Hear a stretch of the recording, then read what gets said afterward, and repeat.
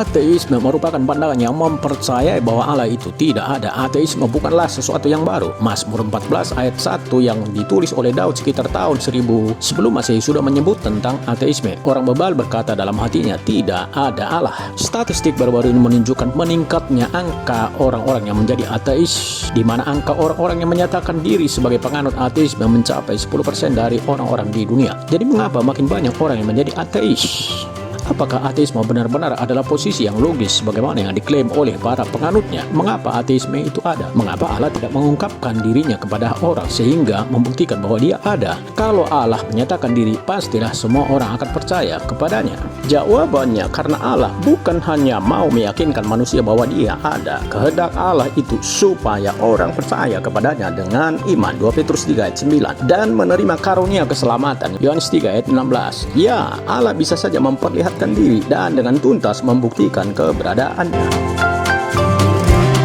Allah telah berkali-kali membuktikan keberadaannya dalam perjanjian lama. Kejadian 6 ayat 9, Keluaran 14 ayat 21 sampai 22, 1 Raja-Raja 18 ayat 19 sampai 31. Apakah orang percaya bahwa Allah itu ada? Ya. Apakah mereka berpaling dari jalan yang jahat dan menaati Allah? Tidak. Jika seseorang tidak bersedia menerima keberadaan Allah dengan iman, maka jelas mereka tidak siap menerima Yesus sebagai juru selamat mereka dengan iman juga. Efesus 2 ayat 8-9. Itulah yang dikehendaki oleh Allah, supaya orang menjadi Kristen dan bukan menjadi teis. Orang-orang yang percaya bahwa Allah itu ada. Alkitab menyatakan keberadaan Allah harus diterima dengan iman. Ibrani 11 ayat 6 mengatakan, tetapi tanpa iman tidak mungkin orang berkenan kepada Allah. Sebab barang siapa berpaling kepada Allah, ia harus percaya bahwa Allah ada dan bahwa Allah memberi upah kepada orang yang sungguh-sungguh mencari Dia. Alkitab mengingatkan kita bahwa kita adalah orang-orang yang berbahagia saat kita percaya kepada Allah dalam iman. Kata Yesus kepadanya, karena engkau melihat aku, maka engkau percaya. Berbahagialah mereka yang tidak melihat namun percaya. Yohanes 20 ayat 29. Fakta bahwa keberadaan Allah harus diterima dengan iman tidak berarti kepercayaan kepada Allah itu tidak logis. Alkitab mengatakan bahwa keberadaan Allah dapat dilihat dengan jelas dalam jagat raya. Mazmur 19 ayat 2-9.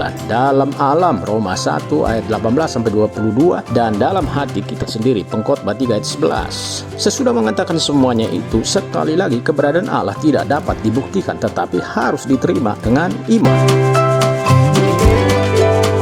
Pada saat yang bersamaan dibutuhkan lebih banyak iman untuk bisa percaya pada ateisme. Membuat pernyataan mutlak Allah itu tidak ada, sama saja seseorang itu mengklaim mengetahui secara mutlak segala sesuatu yang perlu diketahui tentang segala sesuatu dan menyatakan bahwa sudah pernah mengunjungi semua tempat dan menyaksikan semua itu. Pada dasarnya itulah yang mereka klaim ketika seseorang mengatakan bahwa Allah itu tidak ada.